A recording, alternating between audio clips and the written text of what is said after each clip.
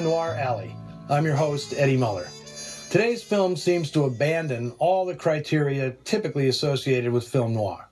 It's A Kiss Before Dying, released by United Artists in 1956, the tail end of the original noir era. No trench coats, fedoras, and rainy streets in this one. It was shot in sun-baked Arizona, in vivid color and cinemascope.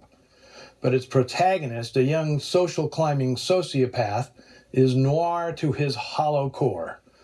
When he starred in this controversial film, Robert Wagner was being groomed for matinee idol status, like his handsome 50s colleagues Rock Hudson and Tony Curtis. He played a heel in his previous film, The Mountain, opposite his mentor, Spencer Tracy. But this role would dump a truckload of mud on his clean-cut image. His legion of female fans must have been shocked and devastated. The film is based on a bestseller from 1953, recognized as the year's best first novel by the Mystery Writers of America. For its author, Ira Levin, it was the start of a prolific career that included such classics as Rosemary's Baby, The Stepford Wives, and The Boys from Brazil, all made into successful movies, as were his plays, No Time for Sergeants and Death Trap. Levin was a master of high-concept suspense, with a satirical wit that made his books a pleasure to read. Lawrence Roman's adaptation of A Kiss Before Dying is faithful to the novel, with a couple of notable exceptions that I'll mention on the other side. The plot follows the nefarious exploits of college student Bud Corliss, who will stop at nothing to gain social standing and the affluence that comes with it. Bud is a gender switch on a familiar noir character, the femme fatale, who uses sex appeal to get what she wants. Bud is the definition of a homme fatale, the last man any woman should meet.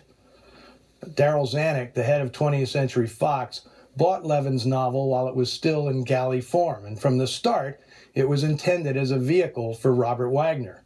But by the time it finally went into production, it wouldn't be for Fox, but for independent Crown Productions, run by Zanuck's son-in-law, Robert Jacks. Zanuck was practically the associate producer, since he lent Jacks several other Fox actors in addition to Wagner: Jeffrey Hunter, Virginia Leith, and Joanne Woodward in only her second film role. Joining these fresh-faced youngsters were a couple of old pros. George McCready plays the wealthy copper baron whose fortune Bud covets, and Mary Astor plays Bud's mother, whose lower-class status he detests, despite his mama's boy act. This was the first film for Astor since Any Number Can Play in 1949. Wagner, a big movie fan, was tickled at the prospect of having Mary Astor playing his mother, which was entirely plausible. She was 49 at the time, he was 25. The pivotal role of Dwight Powell was to be played by Martin Milner, until scheduling conflicts led to Robert Quarry being cast instead. This is his first credited movie role. The film was controversial for its use of the word pregnant, which, as you'll quickly see, figures prominently in the plot. It was quite a battle to get it past what was left of the production code, and in some parts of the country, believe it or not, the word had to be deleted from the soundtrack. Joanne Woodward plays the pregnant woman, and for her the film was not a pleasant experience. Years later, she was still calling this her worst film, even though she got good notices for her performance. The film was reviewed favorably at the time, and its reputation has increased over the years. Now, a lot of critics see A Kiss Before Dying as a thriller that's also a not-so-subtle rebuke to 50s-style American materialism. It was the first feature for director Gert Oswald, and his style here is very reminiscent of another director of the era who specialized in soap operas with a serrated edge. In fact, the pithiest way of describing A Kiss Before Dying is to call it a homicidal Douglas Sirk movie.